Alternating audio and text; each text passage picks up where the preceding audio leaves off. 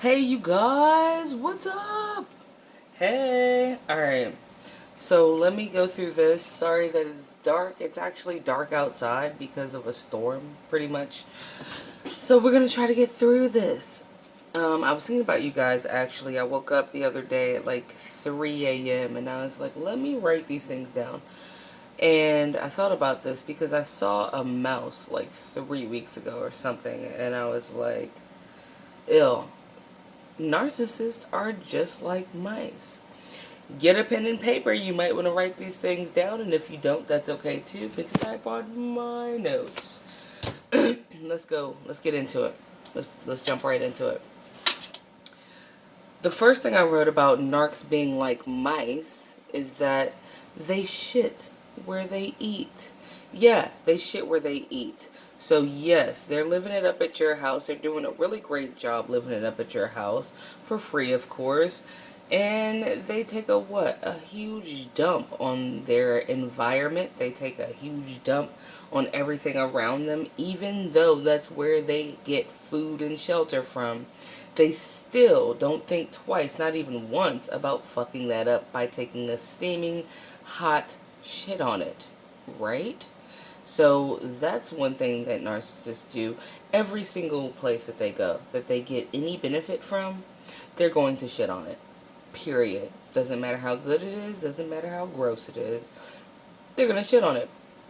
Number two, they sneak in. Just like how you're like, how the fuck did a mouse get in here? How did it?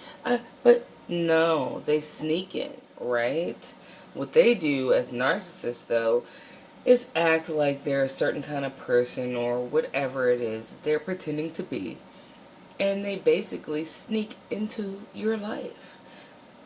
They know that if they had presented themselves as a gross ass rodent bitch, you wouldn't have let them in your house. Ever. Not even to use the toilet. Okay? Another one that I pinpointed is they steal. What do mice do? Did you say, hey, come in and get a slice of bread? Eat a fucking hole in my bread. Get a piece of bread. No. What they do is they creep in after they've snuck in. They start taking things that they didn't ask for. That they know that had you caught them trying to get that thing, whether it's your money, your energy, your time, you wouldn't have given them that shit. Not easily, no. So they steal it, right? Like a grody ass rodent. Okay, let's keep going.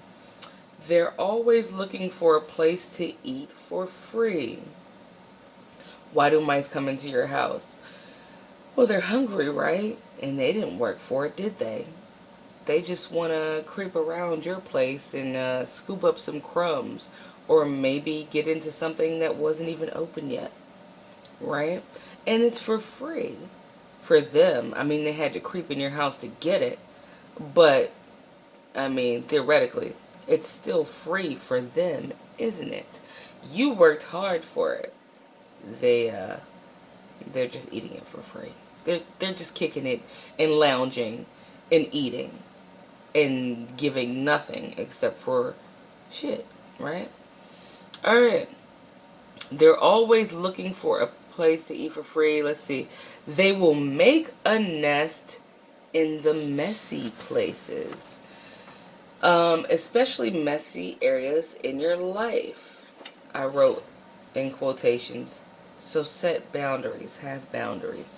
And what do I mean by that? Now, a real mouse, they'll say, if you called an exterminator, say you had like a mouse situation, they would say, don't leave clothes on the floor. Don't leave like boxes around. Don't leave paper somewhere, whatever, because it's messy, right? And they like to build nests in the mess, right? Let's say it again. They like to build nests in the mess. In our cases, since these are humanoid rodents, they like to build a nest in the messy places of your life. Are you insecure in some way? That's a messy place. They'll build a nest in that. Are you hurt, damaged, angry? They'll build a nest in that. That's a messy place, isn't it? Right? That's why it's important to establish and set some healthy boundaries for yourself, which I had to also learn. So I'm included, not just talking about you guys, because that rat bitch, that mouse bitch, will build a nest in whatever area your life has that has a little bit of messiness in it. Alright, so set those boundaries. Another one. They leave a trail of shit behind them.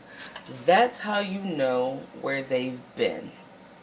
Ah, right? They leave a trail of shit behind them. That's how you know where they've been. Now, how do you know you have a mouse if you didn't see one?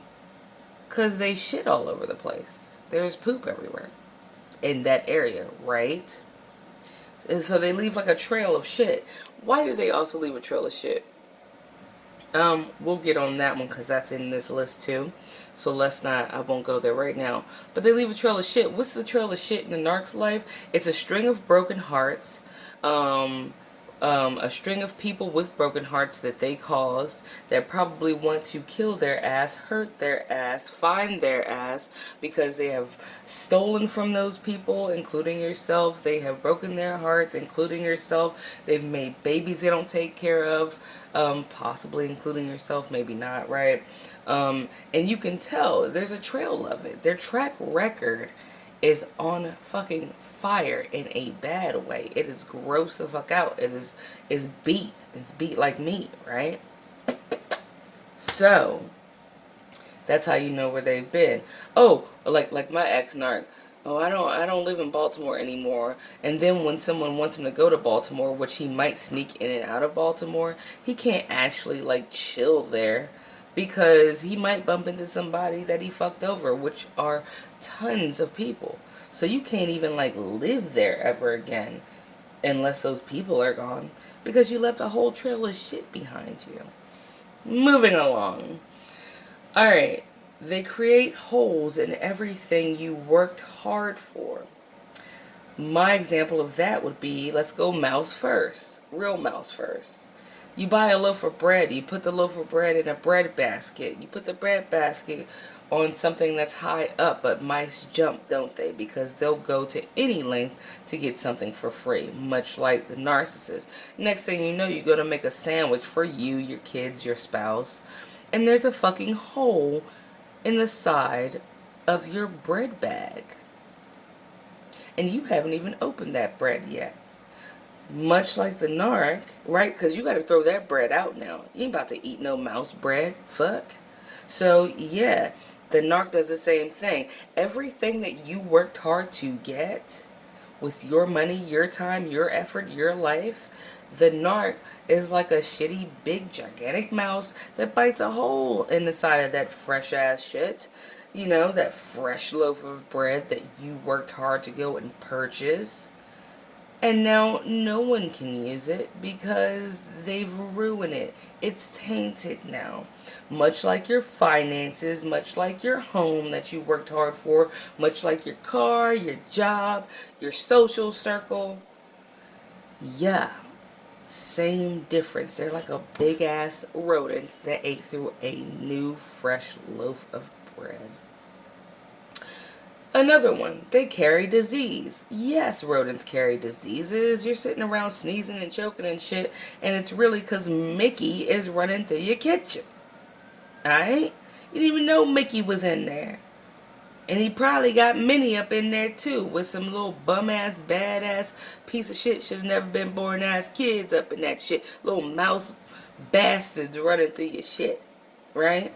And next thing you know, unfortunately, a lot of people get diseases that they didn't even suspect that they could possibly have because they were committed to this narcissistic fuck that knew very well that they were diseased all the way up.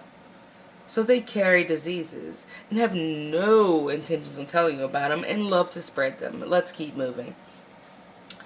They make you paranoid. Yeah, when you see one mouse, what do they say? They come in threes, right? And you're like, is there another one in here? Shit, how many are in here? Kind of like when you've dealt with a narcissist, right? You start looking around at people in society and in life, right? Going, I wonder if they're one too. Shit, I got into an argument with that person. Could they be one? Are they around? How many are out there? How many are actually around? Paranoia. Just like when you have a mouse. Let's keep moving. When you get rid of one, you get paranoid that another one will follow because they can smell the shit from the last mouse. Yes, the reason why, you can ask an exterminator, don't take my word for it, the reason why mice leave a trail of shit while they purposely shit as they walk is because it alerts other mice to follow the scent of the piss and shit, and they can find out where the source is of food. Right? Narcissists do the same thing. They just don't do it on purpose so that another narc can find you. But the reason why you might bump into a relationship with another narc after you ditched another narc is because that spiritual fucked up shit smell that's on you, that they left, that bad shit smell in spirit form, right, is on you while you're trying to get rid of it, right? And it seems like it just alerts other piece of shit narcs to come out of the woodworks and be like, is this where the food is?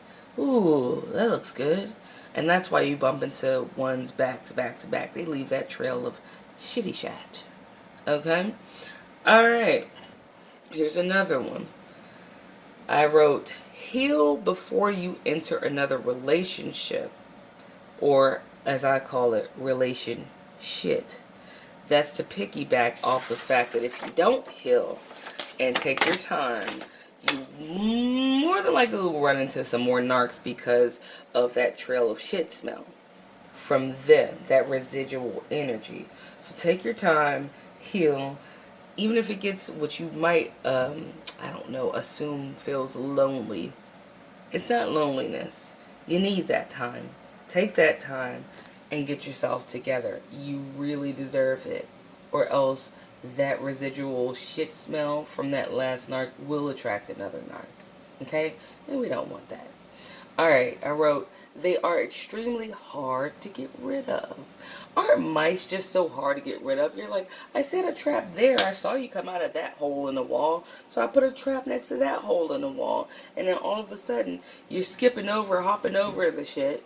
And you're still around, right? How many times did you get a restraining order or tell your friends, so-called friends, and tell your family, right, so-called family, and tell everybody what was going on, the police and all that shit, and that narky mouse rat bitch is just jumping over all those obstacles just to still harass you? It's like, can't you just fucking go away? I won't say the D word, which ends in IE, but you just kind of wish. Or is it just me? Anyway, moving along. They love to creep in when it gets cold outside. Now, we already been through cuffing season when I told you about how they love, like right now we're in the thick of cuffing season. Okay? If they're still looking for a new supply, they're fucking late because they're lazy.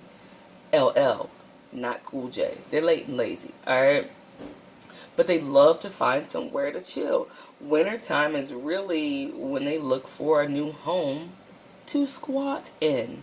You really don't see mice in the summertime. Not really. I mean, it's warm outside. It's comfortable.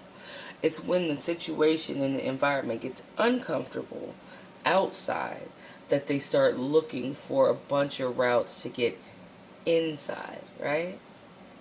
So we're kind of there. It's October.